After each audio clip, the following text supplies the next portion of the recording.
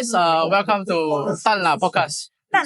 So Tan is tongue and in Hokkien is tongue. So we're waiting for something good. And today, I'm inviting my friend MJ. Yeah, let's go. She's from Singapore and we met at COP39 and right now we are at COP30. So usually COP30 is something, we bring something to discuss for climate change. And yeah, we would like to listen some of the takeaway from MJ. Yeah. So for information, I think MJ, she is the youth team leader this year also at Singapore. And yeah, you have 2 year experience. So I believe you are the senior. 3 years. I mean, 2 years as youth lead, but 3 years at COP. Yeah, so you have 3 experience. So I want to ask you, since we are here at COP, I'd like to start your personal thoughts on this international event. What does it mean to you seeing so many people and countries come together? I mean, climate change is a very important issue, right? And no one country can do it.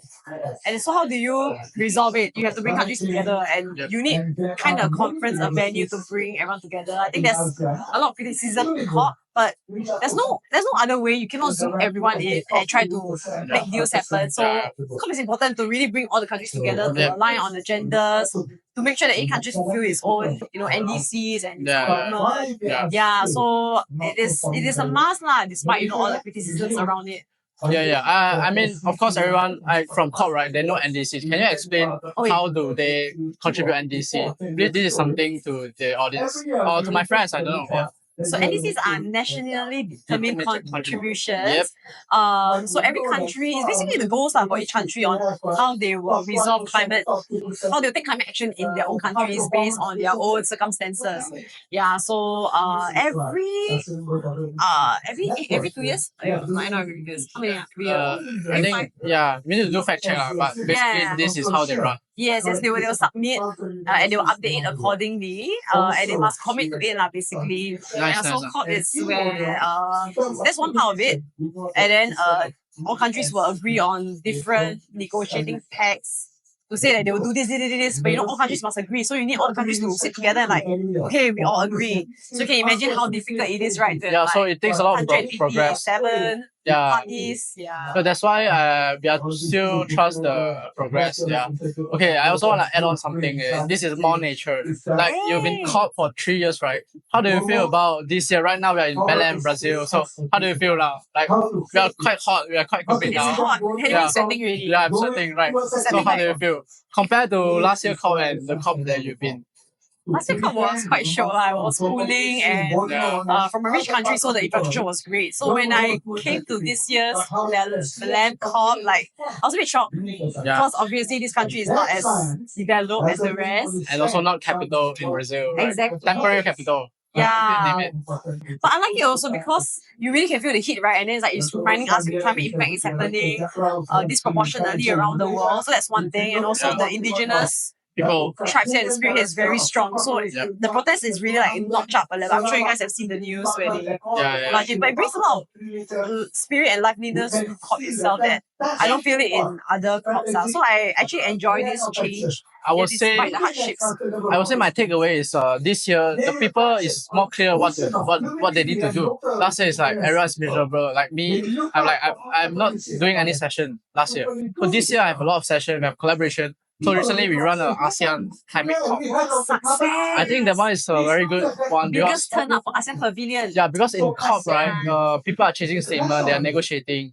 And I think it's very important to make everyone together and we bring something and we have more chill and enjoyable session. And build real friendship that will Yeah, because everyone is very tiring. They cannot see the progress. They need the result. But this is very important. But in another way, we also need to make this event happening. Yes. So I think this is one of my responsibility because I know someone from last year, just bring them. And also MJ, she really have good idea. So we just try to work this out. Yeah.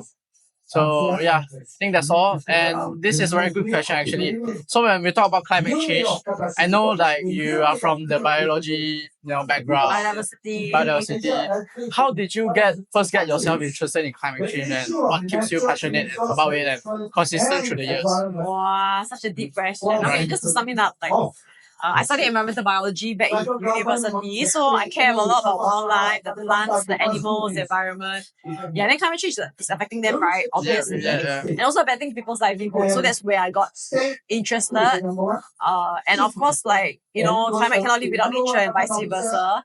Yeah, so that's where I started being more involved in climate stuff and sustainability stuff. And then it's like a whole new world here that you really have to take time to learn. Yeah, so I actually got myself interested in using my power of like social media communications to contribute to the cause. And then now like being the youth lead, so it's been quite a journey. And just the impacts. I mean, we might not be able to do much, but when we do in our own little ways and we slowly make an impact and inspire people, then you realize that hey, there's a lot we can do collectively. So I think that's what drives me and you also. Like coming here to meet new friends. Like Henry and then doing an ASEAN Pavilion event, and it was a success. Like wow, like this is amazing. Like we're bringing people together, so that's what drives us. It's a very good direction. Okay, so right now, actually, I don't know. Maybe some of you know, some of you don't know. So MJ run a social media. She talk about biology. She talk about climate change. I want to ask, usually in social media, right? They just do something trendy. They just do something funny or maybe just catch people's attention. And in terms of your social media direction, you're more to education, more to teaching people. But it also success. But why do you think of, in Southeast Asia, there's very less channel that do this. I believe you are the only one. I don't know. Maybe, I don't know. So, but why? How do you think of do this for a living? Yeah, I mean, there's a lot of science out there for climate change. There's a lot of talks about how to resolve it. Yeah, but the communication aspect is important also, right? Like, what's the point of having all these talk, but then they're all stuck within the negotiating groups or within the research papers, and no one knows about it, and people don't know about it. Then how do you convince people, or like even convince like funders, right? If they don't understand how it actually works or important. So science communication is very important, and no one better way to mobilize the people and reach millions of people through social media. Yeah. So it's when I thought like, okay, hey, we can do education social media instead of the usual like entertainment stuff. So the same principle applies. Like I try to do trendy, use trendy stuff. Do integration for trendy and science. Yeah. I see. I think this is much more interesting to get people into the society. Exactly. Get people into the niche. Then to be like, give a lecture, right? Once it's a lecture, but you can make it trendy and fun, and of course you make it simplified a bit, right? Because the people, mainstream audience might not know much or want to listen to much. Then you get them in, right? Then you just slowly hook them in, let them get interested, and the more we can mobilize people, bigger impact we can make. Actually, I talked to you, right? What's your target audience?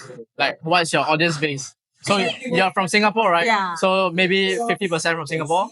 And in fact, the second largest is India, right? No. It's Malaysia? Actually, Singapore and US quite on par already. Okay. Because like when the channel goes beyond a certain size, right, then it's overseas, like it reach overseas. So Singapore is still like, I mean, we are big in Singapore. But we are also big, like the percentage wise is quite big in the US also, quite surprisingly. Wow, nice. Then regionally also India, Malaysia, Philippines for Facebook. So different platforms also can see the demographic kind of changes depending on how much the country use the platform. I see. Yeah. So like India, TikTok has been India. So TikTok India has one, but like Vietnam is TikTok was quite big. Because they use TikTok a lot. So quite interesting. I think so it depends on the social media. Yes, but Singapore, US, regional, these are the three main areas. But I think you run this channel for 3 years, 4 years? More than? 5 years already, I think. 5 years already. Yeah. And I think last year I saw you just run for the Chinese. So in fact we are Malaysia, Chinese, 新加坡华人. So I saw you run a social media in Chinese as well. I think language is very important because you saw, Mr. Beast, right? You got Spanish, Japanese. You can change the subtitles, but maybe not his audio lah. But how do you think about you run another language for this channel? It was tiring because I don't change the subtitle. 我真的要重新再写再背再录。 It's like a different one, right? Yeah. So it's not different like same content but different narrative. Different. Yeah. 对。重新再拍，所以 it's a bit hard lah. But I feel like it was important because there was a growing like Chinese community in Singapore that might not necessarily know Chinese, and we also wanted to see like how far can we reach to the Chinese market lah. So we just decided to test it out. Yeah, it's always been a, not say dream lah, a goal of So mine. when will be the Bahasa Malaysia version? Taiwan, that's another bio good MJ lah. Yeah. Very interesting. Like the Taiwanese Chinese have been watching Malaysia and Taiwan. So Chinese channel, right? It was Taiwan and Malaysia and Singapore. Nice. So I think you can. I mean, everyone can learn Chinese, not only for the Chinese audience, right? This is something that it's social media. So we're trying to deliver something. I wouldn't say impactfully. I would say whatever we feel comfortable to share. And what we can do lah, we try our best. Yeah. I think that's all for today. So we're just having a chill session. Thanks MJ for joining. So I hope the listeners discover their own passion beyond like you, how you run this platform. So maybe even connect through common interests or find your social media. So just keep thinking. SG. Yeah, just keep thinking XG and catch more relaxed and real talk here in Tan lah. So Tan, I don't know why. So wait, Tan, and where we going? Yeah, that's all. Thank you. Done. Bye bye.